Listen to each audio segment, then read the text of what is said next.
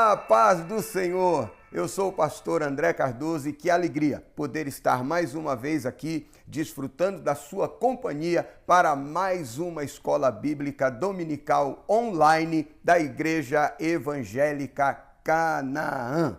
Nós estamos dando continuidade à nossa lição. Nesse trimestre nós estamos estudando sobre o plano de Deus para Israel em meio à infidelidade da nação, as correções e os ensinamentos divinos no período dos reis de Israel. Antes de darmos sequência aqui, me permita deixar uma palavra de agradecimento, em primeiro lugar, a Deus pela oportunidade que nos concede. Agradecer também ao Ministério da Igreja Evangélica Canaã, aos nossos pastores, pastor Rogério Pardini e Anderson Moraes, pela oportunidade, a nós confiada, de compartilhar com o povo de Deus algo da palavra do Senhor. Amém? Nós vamos hoje estar meditando na lição de número 7, que trata do ministério de Eliseu, do ministério do profeta Eliseu. Antes, porém, de entrar na lição, me permita deixar aqui uma breve palavra de oração, pedindo a Deus que nos ilumine, que nos direcione, que nos conduza, que abra o nosso entendimento, para que eu daqui possa me comunicar com eficiência e que você seja edificado, edificada pela palavra de Deus. Amém? Senhor Deus, em nome de Jesus, nós nos reunimos na tua presença neste momento, com o propósito de meditar e aprender na tua palavra, seguindo o conselho da palavra que é verdadeira, que nos diz: conheçamos e prossigamos em conhecer o Senhor nosso Deus. Que o Senhor venha abençoar a minha vida na transmissão deste estudo e que cada irmão, cada irmã possa receber, acolher no seu coração e ser edificado pelo ensino da tua palavra, em nome de Jesus. Amém e amém. Amém? Vamos lá então.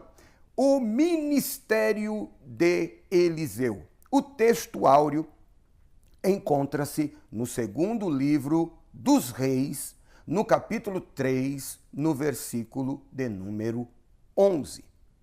Diz assim a palavra de Deus: E disse Josafá: não há aqui algum profeta do Senhor para que consultemos ao Senhor por ele? Então respondeu um dos servos do rei de Israel e disse: aqui está Eliseu, filho de Safate, que deitava água sobre as mãos de Elias. Amém? Este é o nosso texto áureo. A verdade prática: Deus usou e ainda usa os seus servos para realizar milagres. Basta ter fé e confiança no Senhor e Ele certamente opera maravilhas. Glória a Deus. Vamos então à nossa leitura bíblica em classe. Antes, me permita pontuar algo na leitura do texto áureo. Nós vamos estudar sobre o ministério de Eliseu, o profeta. Mas na leitura que fizemos do texto áureo está escrito: aqui está Eliseu, filho de Safate, que deitava água sobre as mãos de Elias.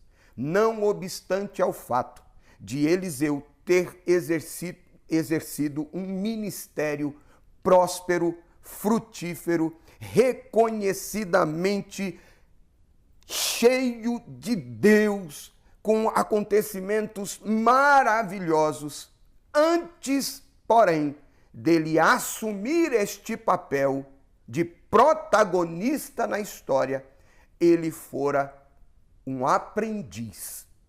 E o texto diz que ele deitava água nas mãos do profeta Elias. Ou seja, Eliseu tinha o chamado, tinha a vocação tinha a promessa, tinha o talento, mas ainda não tinha experiência. E esta experiência, este aprendizado, ele recebe de Elias, sendo servo, sendo obediente, deitando água sobre a mão do profeta. Um conselho para você que deseja o ministério e que é chamado para o ministério: seja servo, deite água na mão de alguém e certamente Deus irá confirmar o seu ministério. Amém? Vamos à leitura bíblica em classe.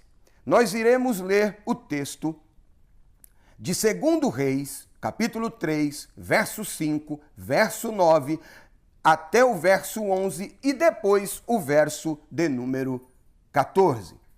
Aí então leremos até o verso 18. Amém? Depois nós iremos ler também 2 Reis no capítulo 4, do verso 1 ao 7 e depois dos versos 38 a 41. Tá bom? Vamos à leitura então. 2 Reis, capítulo 3, versículo 5. Sucedeu, porém, que morrendo Acabe, se revoltou o rei dos Moabitas contra o rei de Israel. E partiu o rei de Israel, e o rei de Judá, e o rei de Edom, e andaram rodeando com uma marcha de 7 dias, e o exército e o gado que os seguia não tinha água. Verso 10. Então disse o rei de Israel: que o Senhor chamou a estes 3 reis para os entregar nas mãos dos moabitas. Verso 11. E disse Josafá: não há aqui algum profeta do Senhor para que consultemos ao Senhor por ele? Então respondeu um dos servos do rei de Israel e disse: aqui está Eliseu, filho de Safate, que deitava água sobre as mãos de Elias. 14. E disse Eliseu: vive o Senhor dos exércitos, em cuja presença estou, que se eu não respeitasse a presença de Josafá, rei de Judá, não olharia para ti, nem te veria. Verso 15. Ora, pois, trazei-me um tangedor. E sucedeu que, tangendo o tangedor, veio sobre ele a mão do Senhor. 16. E disse: assim diz o Senhor: fazei neste vale muitas covas, porque assim diz o Senhor: não vereis vento e não vereis chuva. Todavia, este vale se encherá de tanta água que bebereis vós, o vosso gado e os vossos animais. 18. E ainda isto é pouco aos olhos do Senhor. Eu vou repetir. E ainda isto é pouco aos olhos do Senhor. Também entregará ele os moabitas nas vossas mãos. 2 Reis, capítulo 4, verso 1. E uma mulher, das mulheres dos filhos dos profetas, clamou a Eliseu, dizendo: meu marido, teu servo, morreu. E tu sabes que o teu servo temia ao Senhor. E veio o credor a levar-me os meus 2 filhos para serem servos. E Eliseu lhe disse: que te hei eu de fazer? Declara-me que é o que tens em casa. E ela disse: tua serva não tem nada em casa, senão uma botija de azeite. Então disse ele: vai, pede para ti vasos emprestados a todos os teus vizinhos, vasos vazios, não poucos. Então entra e fecha a porta sobre ti e sobre os teus filhos, e deita o azeite em todos aqueles vasos, e põe à parte o que estiver cheio. Partiu, pois, dele, e fechou a porta sobre si e sobre os seus filhos, e eles lhe traziam vasos, e ela os enchia. E sucedeu que, cheios que foram os vasos, disse ao seu filho: trazei-me ainda um vaso. Porém, ele lhe disse: não há mais vaso nenhum. Então o azeite parou. Então veio ela e o fez saber ao homem de Deus, e disse ele: vai, vende o azeite, paga a tua dívida, e tu e os teus filhos vivei do resto. E voltando Eliseu a Gilgal, havia fome naquela terra. Verso 38. E os filhos dos profetas estavam assentados na sua presença. E disse ao seu moço: põe a panela grande ao lume e faze um caldo de ervas, para os filhos dos profetas. Então saiu ao campo a apanhar ervas, e achou uma parra brava, e colheu dela a sua capa cheia de coloquíntidas, e veio e as cortou na panela do caldo, porque as não conheciam. Assim tiraram de comer para os homens, e sucedeu que, comendo eles aquele caldo, clamaram e disseram: homem de Deus, a morte na panela. Não puderam comer. Porém, ele disse: trazei, pois, farinha. E deitou-a na panela e disse: tirai de comer para o povo. Então não havia mal nenhum na panela. O objetivo desta lição, como já dito, é estudarmos acerca do ministério do profeta Eliseu. Mas, mais especificamente, nós vamos tentar também evidenciar que o Senhor zela pelo seu povo. Demonstrar a fé e a confiança daqueles que estavam sob o ministério de Eliseu e sinalizar o ato de fé de Eliseu. Obediência e fé de Eliseu. Vamos à introdução.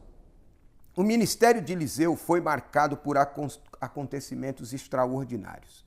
Nesta lição estudaremos especificamente 3 destes acontecimentos extraordinários. Primeiro, o milagre das águas que alagaram um vale. Segundo, a multiplicação do azeite da viúva e a aniquilação da morte na panela. Nestes 3 eventos estão evidenciados a fé e a obediência, assim como a poderosa unção de Deus sobre a vida do profeta. Então vamos ao primeiro tópico da nossa lição. Eliseu salva 3 reis e seus exércitos. Vamos ao primeiro subtópico então. Reis bons e maus. No período do reino dividido, houve uma alternância entre bons e maus reis, entre reis bons e reis que foram maus. Esta distinção entre bons e maus não leva em conta apenas o modo como estes reis administravam a coisa pública, o reino. Não, eles eram distinguidos como sendo bons ou maus por conta também da sua vida com Deus.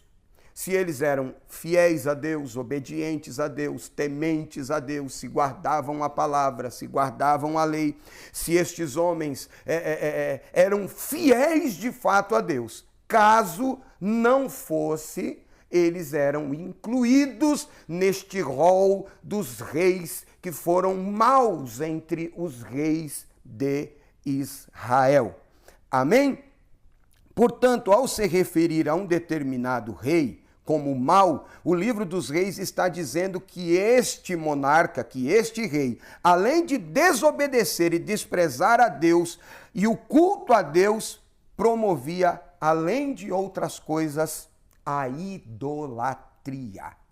Deus não admite a idolatria. Deus não divide a sua glória. Deus não admite, eu vou repetir, Deus não admite a idolatria. Isso desde o Êxodo, desde o Gênesis, desde que a Bíblia é Bíblia e desde que o ser humano foi criado, eu sou o Senhor e outro Deus não há. Fora de mim não há Salvador. Enfim, Deus não aceita a idolatria. Segundo, 3 reis vão à guerra contra os moabitas. Jorão, rei de Israel, que como seu pai Acabe fora reprovado pelo Senhor.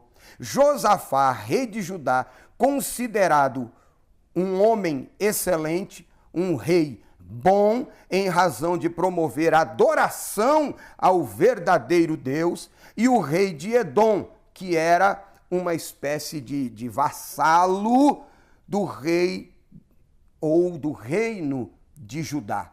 Nós podemos observar isso no segundo livro dos Reis, no capítulo 3, no versículo 9. Partiu o rei de Israel e o rei de Judá e o rei de Edom e andaram rodeando como a marcha de 7 dias. Eles foram à peleja. Eles foram para a guerra. O que motivou a guerra foi a rebelião dos moabitas, que nessa época pagavam pesados impostos aos reis de Israel, ao rei de Israel. Com a morte de Acabe, o seu filho, Jorão, impõe um encargo ainda maior aos moabitas, que então se revoltam contra essa administração, trazendo assim a guerra. Vamos lá, observe que Jorão, filho de Acabe, andou segundo o caminho de seu pai, tinha uma vida que não agradava a Deus, enfim, era alguém distanciado de Deus, ao passo que Josafá, sendo um homem temente a Deus, que adorava a Deus e que estimulava o reino de Judá a buscar a Deus, ele está agora, junto com o rei de Edom, indo para a peleja, juntamente com Jorão, filho de Acabe. Vamos ver o resultado disso. Terceiro subtópico. A predição de Eliseu se cumpriu. Em respeito a Josafá, Eliseu, cheio do poder de Deus, previu que águas em abundância alagariam milagrosamente toda aquela região, sem a ação dos ventos e da chuva. Verso 17 do capítulo 3 de 2 Reis. O Senhor não apenas realizaria este milagre, mas também lhes daria a vitória sobre os moabitas. O que eu aprendo aqui? Jorão era alguém distanciado de Deus, mas havia um crente fiel ali, Josafá e aqueles que com ele estavam.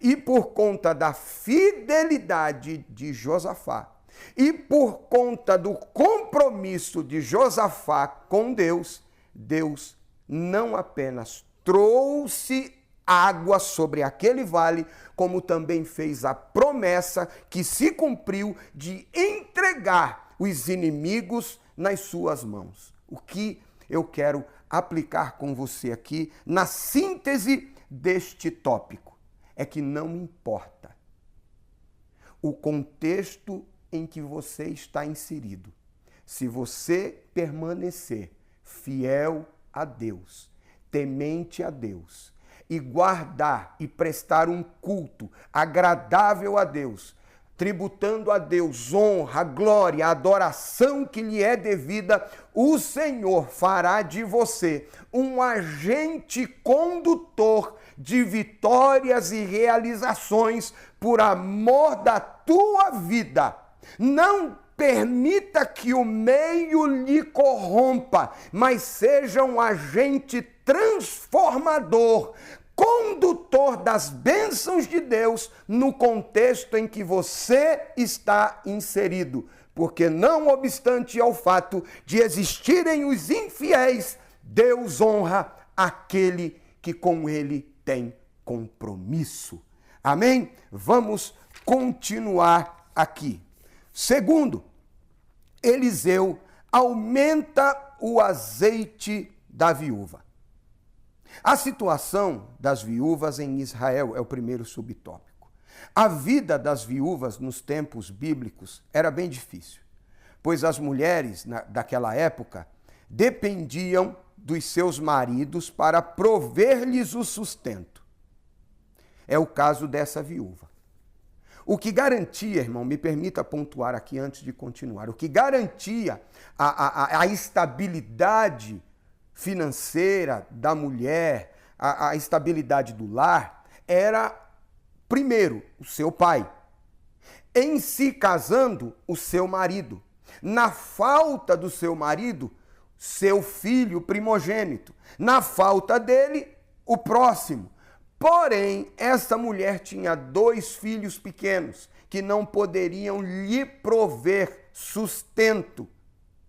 Então, como havia ficado um débito, uma dívida por parte do seu esposo, seus filhos, para quitarem essa dívida, seriam levados como escravos e ela estaria completamente desamparada. Mas glória a Deus, que a palavra do Senhor nos afirma que Deus é aquele que toma a causa da viúva, do órfão e do estrangeiro. Louvado seja Deus. É o caso dessa viúva, de um dos discípulos dos profetas de Israel. Após a morte do marido, a mulher ficou numa situação complicada, falta de suprimento, dívidas, ameaça dos filhos serem levados como escravos. Então, Deus ouve o clamor daquela viúva.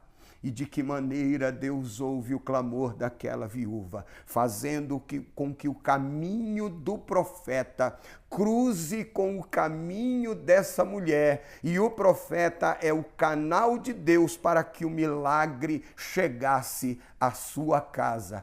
Calma, me permita mais uma vez uma pausa aqui. Calma, Deus não é indiferente ao seu clamor. Por isso Jeremias escreveu dizendo: clama a mim e responder-te-ei, anunciar-te-ei coisas grandes e firmes que não sabes. O nosso Deus ouve a oração, o nosso Deus ouve o clamor, e Deus está neste exato momento criando situações e meios, trazendo alguém até você como condutor da bênção de Deus para a sua vida. Calma, não se desespere, Deus irá prover sobre a sua vida, assim como foi na vida da viúva. Louvado seja Deus. Veja, segundo subtópico, uma única botija de azeite foi suficiente para Deus operar o milagre. Você pensa que depende dos seus recursos? Você pensa que depende do seu preparo, da sua capacidade? Você pensa que depende de você? Depende de Deus. O milagre vem do alto, aleluia. Após ouvir da mulher que não tinha nada além de uma vasilha de azeite, o profeta disse a ela que tomasse vasilhas emprestadas com os vizinhos e que ao entrar em casa com os filhos fechasse a porta. A ordem era derramar em cada vasilha disponível um pouco de azeite que ela possuía e pô-las à parte à medida que ficassem cheios. Aleluia! E foi justamente o que ela fez. Quando acabaram as vasilhas, o azeite cessou. Ela vendeu o azeite, pagou a dívida e ainda pôde manter o sustento da família com o que sobrou. Veja, não dependeu dos recursos dela. Os recursos dela eram poucos. Azeite na Bíblia fala de unção, Espírito Santo, graça, basta um pouco de fé e obediência total à palavra de Deus, que o milagre acontece. Em 2 Crônicas 20:20 está escrito: crê na palavra, crê nos profetas e sereis próspero. Ei, em nome de Jesus, não se trata do que você tem, se trata do que Deus pode.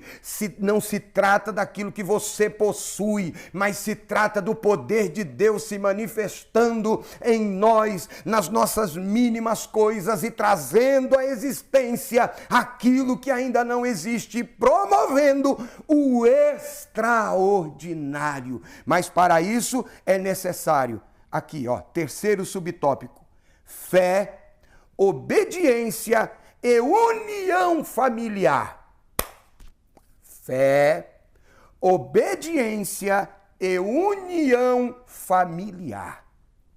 Neste episódio da multiplicação do azeite, percebe-se que a fé e a obediência são os ingredientes necessários para que as bênçãos divinas sejam abundantes na vida daquele que crê. Olha só, vamos ler Hebreus 11, verso 6, a parte A. Vamos ler? Vale a pena ler. Pegue a sua Bíblia, vamos ler a Bíblia, me acompanha. Hebreus, capítulo 11, o verso 6, a parte A. Ora, sem fé é impossível agradar-lhe. Me permita continuar, o comentarista pede para ler apenas a parte A do verso 6, mas vamos lê-lo todo. Diz assim: ora, sem fé é impossível agradar-lhe, porque é necessário que aquele que se aproxima de Deus creia. Primeiro, crê. Segundo, que ele existe. Terceiro, que ele é galardoador, ou seja, presenteador daqueles que o buscam. Então, o segredo é crer.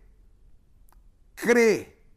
Se aproximar com fé, acreditando que ele existe, e buscá-lo crendo que ele é presenteador, galardoador daqueles que o buscam. Às vezes o milagre que buscamos não acontece a partir de coisas extraordinárias, não.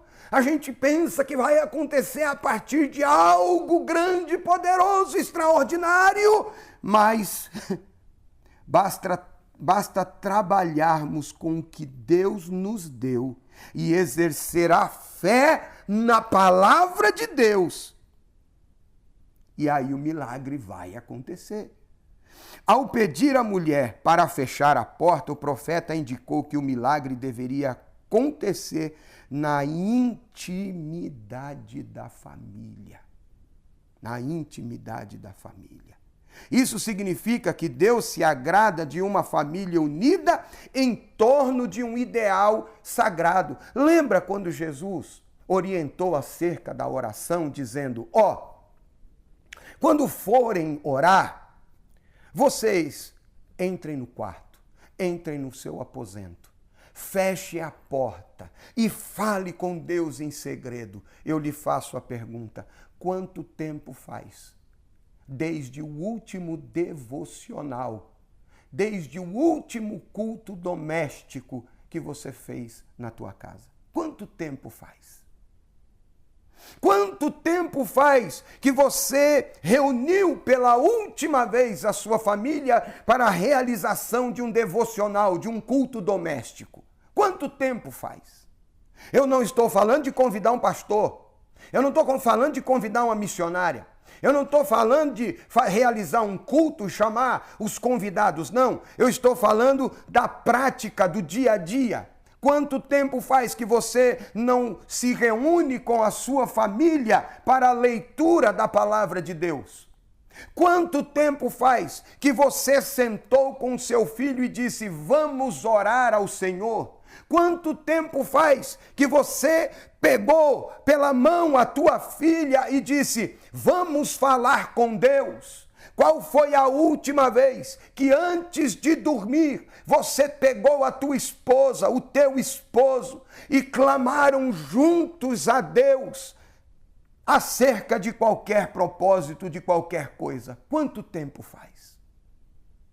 Deus se agrada quando em família nós buscamos a Deus. Esta mulher fechou as portas sobre si e seus filhos, e o azeite foi derramado abundantemente e não se acabou, cessou, porque enquanto tiver vaso vazio, tem azeite para encher. Então permita-me um conselho nesta escola bíblica dominical online da Igreja Evangélica Canaã: reúna-se, vasos de barro que somos nós. Reúnam-se, reunimos-nos em nossos lares e casas e junto de nossas famílias, busquemos o azeite, a presença, a unção do Espírito Santo, e eu tenho certeza e recebo autorização de sua santidade, o Espírito Santo, para dizer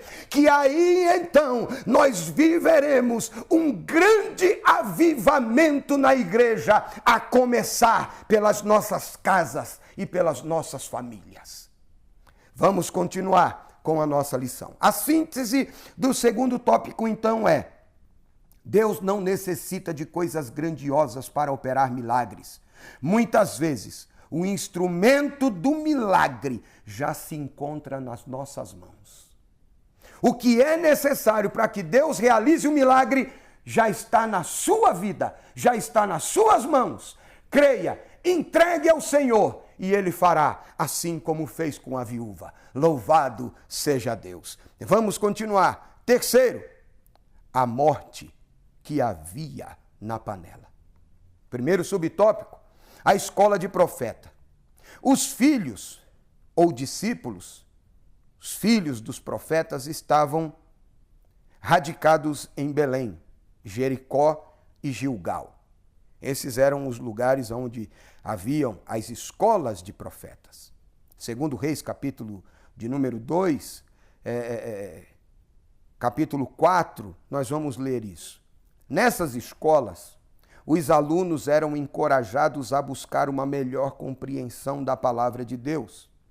Desenvolviam um relacionamento com o Senhor e contribuíam na manutenção da resistência contra a apostasia e a idolatria que imperavam em Israel. Por isso, eles eram perseguidos por alguns reis. Primeiro livro dos Reis, capítulo 18, verso 4, diz isso. Mas veja bem, vamos entender o que é a escola, o que era a escola de profetas. Quando nós falamos sobre a escola de profetas, tem gente que imagina um profeta com uma sala de aula e os candidatos a profeta ali, e o profeta olhando para eles e dizendo: ó, vocês quando chegarem diante do povo vão se postar dessa maneira. Vocês vão apontar o dedo e vão dizer: assim diz o Senhor. Não é nada disso. Escola de profetas era onde estes moços, esses discípulos, estes filhos dos profetas se reuniam para aprender mais da palavra de Deus. Era onde eles oravam, era onde eles consagravam, era onde eles buscavam uma vida de intimidade com Deus, estreitando o relacionamento com Deus. Era como um seminário teológico profundo, onde eles eram levados a rejeitar os apelos do mundo e dedicar a sua vida a Deus e combater a idolatria, combater o pecado, pregar a palavra com ousadia, com intimidade com Deus. É disso que se trata a escola de profetas. Não é, como um lugar onde o povo se reúne, onde um grupo seleto de pessoas se reúne, pessoas cheias do poder de Deus, aonde os meros mortais não podem entrar. Não é como aquela coisa de subir o monte, né, irmão? Quem não tiver consagrado não vai subir, porque, irmão, lugar deixa para lá, é assunto para outro dia. Mas enfim, era um lugar de buscar intimidade com Deus e crescer na graça e no conhecimento de Deus através da sua palavra, da oração e de uma vida de santificação. Tá bom? Vamos lá, continuando. Então acontece a morte na panela.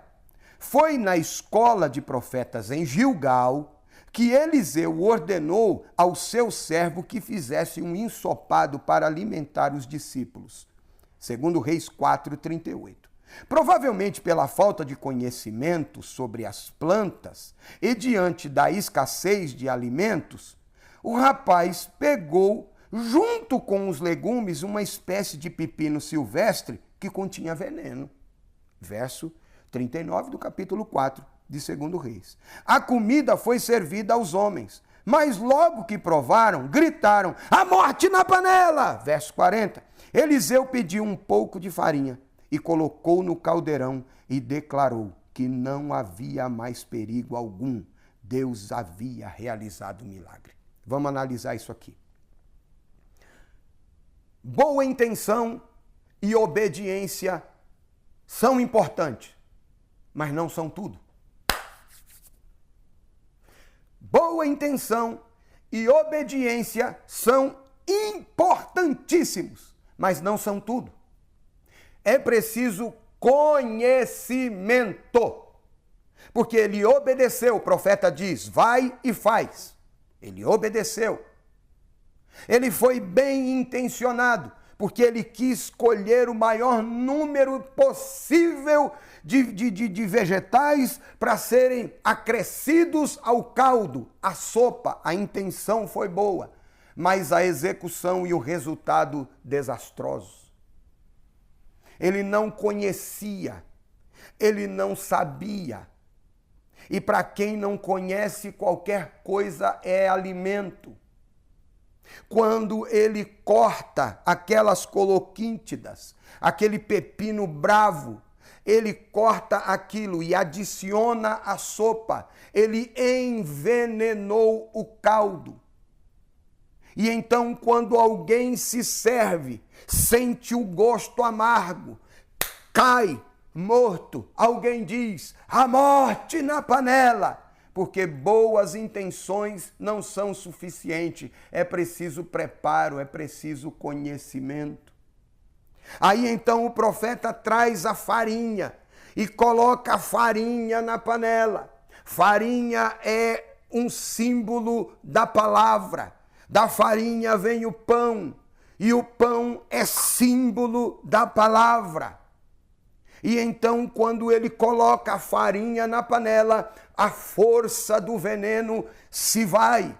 E o povo então pode se alimentar. Nós precisamos nos cuidar e ter um cuidado redobrado e ver onde comemos e o que comemos. Porque, não obstante ao fato de existirem muitas pessoas bem intencionadas, há uma grande falta de conhecimento e por isso a morte tem chegado na panela, na mesa, na casa de muita gente. Aonde está, pastor? A morte na panela. Aonde está o veneno? Vamos falar espiritualmente. Esta palavra é a farinha. Esta palavra é o pão. Esta palavra é suficiente.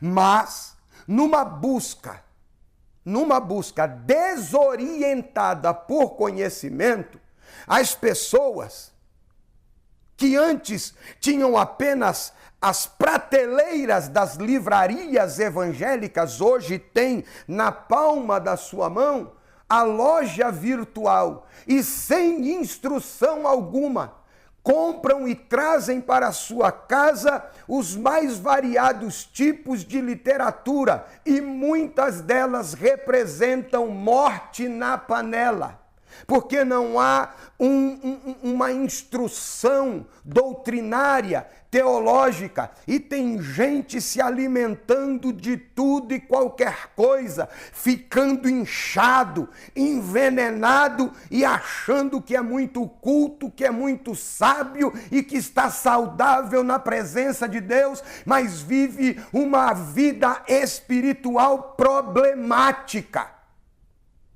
Dá trabalho na igreja, dá trabalho em casa. É contrário a tudo e a todos, porque ele não sabe o básico, as doutrinas básicas da fé cristã, mas ele quer estudar e ele sai lendo e se alimentando de qualquer coisa. Cuidado, é morte na panela. É morte na panela. Procure seu pastor, procure seu professor da escola dominical, procure o líder da sua célula, procure o seu apóstolo, procure o seu bispo, procure alguém que possa lhe instruir. Tem muita gente boa se envenenando e se confundindo, porque todo dia está colocando para dentro o veneno que tem na panela. São os vídeos na internet, as mais variadas correntes teológicas doutrinárias, as mais controversas, cheio de heresia nas redes sociais, e essa gente, porque é algo novo, que profundo, que revelação, que profundo. Eu vou deixar para você um conselho que recebi de um homem de Deus da mais alta estirpe, isso na minha humilde concepção, pastor Walter Brunelli, um homem de Deus. Ele tinha sua filha Rebeca, uma amiga. Beijo, Rebeca, se esse vídeo chegar para você. E ele ia lá na loja da Rebeca e ele me via estudando, era porta com porta, na galeria do Shopping Sarzeda, onde era a casa do pregador. E ele me via estudando. Um dia ele pegou um kit. Ele e a sua filha pegaram um kit do curso teológico por ele elaborado e ministrado na Igreja Assembleia de Deus Bereana e me presentearam com aquele curso teológico completo. Mas ele me disse: André, estude, leia, adquira boas obras, mas nunca se aparte da Bíblia. E se não houver condições, recursos para adquirir livros, continue com a Bíblia, creia na Bíblia, pregue o que está na Bíblia. E se você for fiel à Bíblia, o Deus da Bíblia fará prosperar o seu ministério. Eu deixo para você o conselho que recebi deste sábio homem de Deus, pastor Walter Brunelli. Fique com a palavra, ame a palavra, busque na palavra e o Deus da palavra confirmará a tua vida e o teu ministério. Não se engane, tem muita morte na panela aí fora. Amém? Glória a Deus, glória a Deus. Nós chegamos à síntese desse terceiro tópico. E a síntese é: o Senhor não necessita de ninguém para realizar o milagre, porém, sempre espera de nós uma atitude de fé. Glória a Deus, glória a Deus, glória a Jesus. E chegamos assim, tão rapidamente, à conclusão da nossa meditação de hoje. Eu acho que eu vou voltar uns 2 tópicos para ficar com vocês um pouquinho mais. Pode? Não, tô brincando. Vamos continuar. O pessoal aqui da técnica já quase me... Aleluia. Erinaldo, paciência comigo. É que eu fico alguns dias sem me dirigir aos meus irmãos, eu fico com o coração apertado e quando venho, quero passar uma... Mas deixa para outro dia. Vamos lá. A conclusão, então, é a seguinte.